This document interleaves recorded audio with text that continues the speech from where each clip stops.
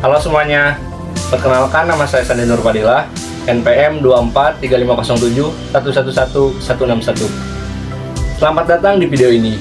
Hari ini kita akan membahas sebuah konsep penting dalam ilmu politik, yaitu teori kekuasaan. Kekuasaan adalah kemampuan seseorang atau kelompok untuk mempengaruhi tindakan orang lain. Dalam politik, kekuasaan memainkan peran utama dalam pembentukan kebijakan dan pengambilan keputusan. Tapi, bagaimana teori-teori menjelaskan kekuasaan tersebut? Mari kita bahas. Dalam ilmu politik, kekuasaan sering diartikan sebagai kemampuan untuk mengendalikan atau mempengaruhi perilaku orang lain.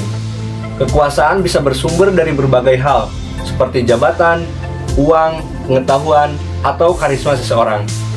Salah satu teori tentang kekuasaan berasal dari Max Weber. Menurut Weber, kekuasaan bisa dibagi menjadi 3 tipe utama. Yang pertama, kekuasaan tradisional, yaitu kekuasaan berdasarkan adat atau warisan, seperti sistem kerajaan.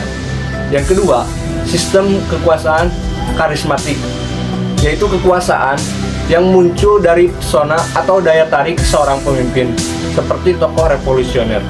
Dan yang ketiga, kekuasaan legal rasional, yaitu kekuasaan yang berasal dari hukum atau aturan formal, seperti dalam sistem demokrasi modern.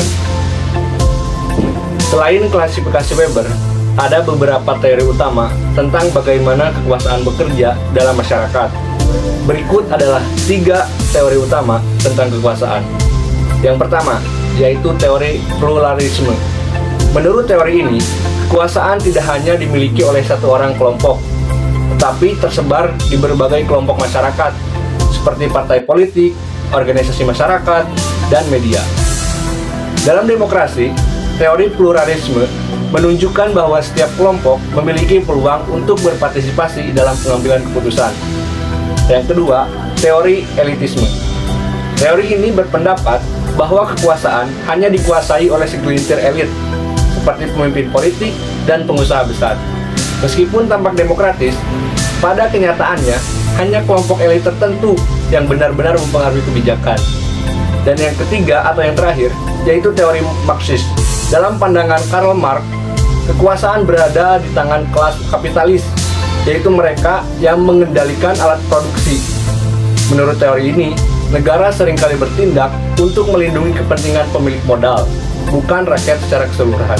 Nah, dari pembahasan tadi, kita bisa melihat bahwa kekuasaan adalah elemen utama dalam politik dan bisa diklarifikasikan dalam berbagai teori. Pluralisme menekankan distribusi kekuasaan yang lebih merata, sementara elitisme dan marxisme menunjukkan bagaimana kelompok tertentu bisa mendominasi. Nah, dengan memahami teori kekuasaan, kita bisa lebih kritis dan melihat bagaimana kebijakan dibuat dan siapa yang sebenarnya memiliki pengaruh terbesar dalam masyarakat. Terima kasih sudah menonton.